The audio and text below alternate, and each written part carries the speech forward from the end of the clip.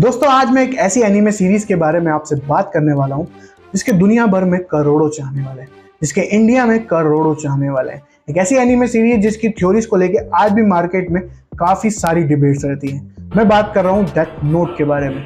नहीं, मैं वो वीडियो नहीं बनाने वाला कि death note series explain in Hindi. ऐसी काफी सारी आपको वीडियोस यूट्यूब पे मिल जाएंगी, बल्कि आज मैं बात करने वाला हूँ डेथ नोट से रिलेटेड एक ऐसी थ्योरी के बारे में जिसके बारे में कोई बात ही नहीं कर रहा है।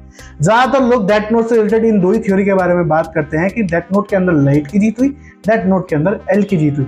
बट मैं आज इस थ्योरी के बारे में नहीं, बल्कि मैं एक ऐसी थ्योरी के बारे में बात करने वाला हूँ जिसके अंदर मेरा मानना यह है कि ना तो जीत लाइट की हुई, ना तो जीत एल की हुई, बल्कि जीत हुई उस शख्स की जिसके ऊपर कभी किसी का ध्यान ही नहीं गया। तो आगे वीडियो में मैं इसी थ्योरी के बारे में बात करने वाला हूं, तो वीडियो को एंड तक जरूर देखना। और अगर अभी तक आप मेरी वीडियो में बने हुए तो प्लीज मेरे चैनल को सब्सक्राइब करना ना भूलें। तो चलिए आगे वीडियो में इसके बारे में खुल के बात करते हैं। तो दोस्तों डेथ नोट को लेके मेरी थ्योरी ये है कि डेथ नोट के अंदर ना तो जीत लाइट की हुई, ना तो जीत एल की हुई, बल्कि जीत हुई एक ऐसे तीसरे शख्स की जिसने ये पूरा गेम रचा और इस गेम के काफी ज्यादा मजे लिए। एक ऐसा शख्स जिसके ऊपर कभी किसी का ध्यान ही नहीं गया। तो इस थ्योरी को समझने के लिए मैं आपको डेथ नोट की स्टार्टिंग में ले जाता हूँ। तो दोस्तों डेथ नोट सीरीज की स्टार्टिंग में हमें दिखाया जाता है कि कैसे एक शिमिगामी जो शिमिगामी वर्ल्ड से ही बोर हो चुका है, इसका नाम है रियूक। तो फिर एक दिन वो फैसला करता है कि वो शिमिगामी वर्ल्ड को छोड़कर वो ह्यूमन वर्ल्ड में जाएगा। और फिर वो वहां पे जाने से पहले अपनी एक नोटबुक डेथ नोट को ह्यूमन वर्ल्ड में गिरा देता है और फिर उसको उठा लेता है लाइट याग्मी। लाइट याग्मी एक ऐसा इंसान है जो काफी ज्यादा इंटेलिजेंट है, काफी ज्यादा सेंटर है। फिर वो उस बुक को उठाने के बाद लाइट याग्मी उस बुक की ताकतों के बारे में पता लगाता है। फिर जैसे उसे उस बुक की ताकतों के बारे में पता लगता है कि जिस भी इंसान का नाम वो उस बुक में लिख देगा वो अगले ही पल मर जाएगा। तो फिर वो फैसला करता है कि वो इस दुनिया से सारे क्रिमिनलों को मार देगा। फिर जैसे ही वो ये करता है तो इसकी भनक पड़ जाती है हमारे सीरीज के दूसरे सबसे मेन कैरेक्टर एल को।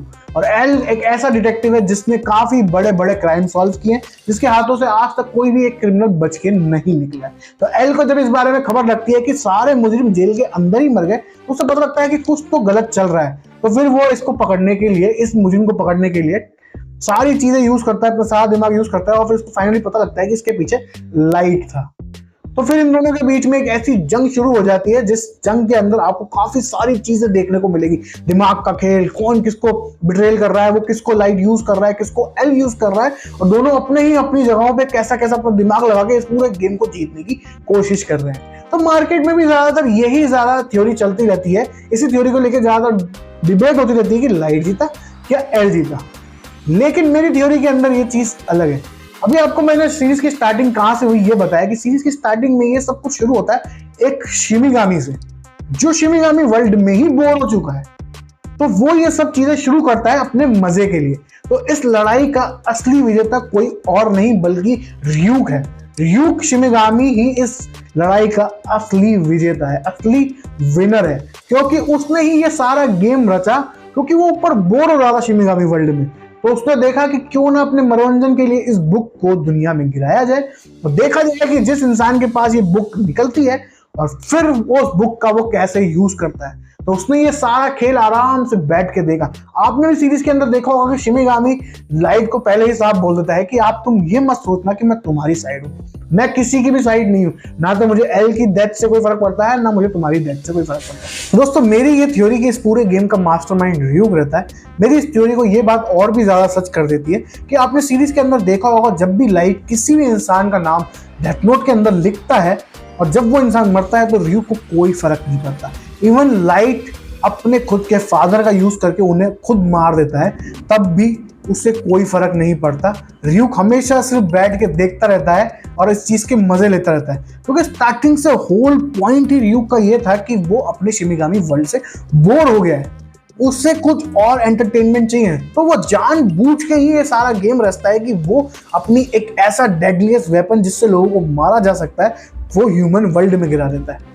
उसे ये देखना होता है कि कोई भी इंसान जब इस बुक को उठाएगा और उसकी शक्तियों के बारे में उसे पता लगेगा तो वो कैसे इस चीज को यूज करेगा, कैसे इसकी पावर्स को यूज करेगा, और फिर जो दुनिया में गेम चलेगा वो उस चीज का मजा लेगा। तो ये पूरा गेम रियूक का होता है। रियूक ही इस गेम का असली मास्टर माइंड रहता है। आपने बल्कि सीरीज के अंदर ये चीज और देखी होगी कि ryuki वो इंसान रहता है जो लाइट को मारता है, जबकि वो लाइट को स्टार्टिंग में ही बोल देता है कि जैसे ही तुम्हारा समय पूरा होगा तुम्हारा नाम लिखने वाला मैं ही वो आदमी हूँ जो डेथ नोट के अंदर मैं तुम्हारा नाम लिखूंगा और तुम्हें मार दूंगा। तो आप देख सकते हैं कि ryuk कैसे इस पूरे गेम का मास्टर माइंड निकलता है। तो इस सीरीज के अंदर हम इतना घुस जाते हैं, एल और लाइट के कैरेक्टर्स के अंदर हम इतना घुस जाते हैं कि हमारा कभी ध्यान ryuk के ऊपर जाता ही नहीं कि जिसने ये पूरा गेम रचा है। हम हमेशा इसी चीज में लगे रहते हैं कि लाइट कितना ज्यादा ऑसम है, लाइट कितना चार्मिंग है, या एल कितना ज्यादा इंटेलिजेंट है, कि एल क्या सही बंदा है। हम सिर्फ इसी चीज में लगे रहते हैं कि इन दोनों में से कौन जीतेगा, या फिर एल ने या फिर लाइट ने एल को मार दिया है, या फिर एल लाइट को मार ही देता है अगर ये ऐसा नहीं होता। इन सब थ्योरीज के पीछे लगे रहते हैं, लेकिन असली थ्योरी तो साली ये है। थ्योरी तो क्या, मैं तो इस चीज को ये भी मानता हूँ कि शायद ये सच भी है, कि शायद ये फैक्ट भी है कि भाई ryuk ही इस गेम का असली मास्टरमाइंड।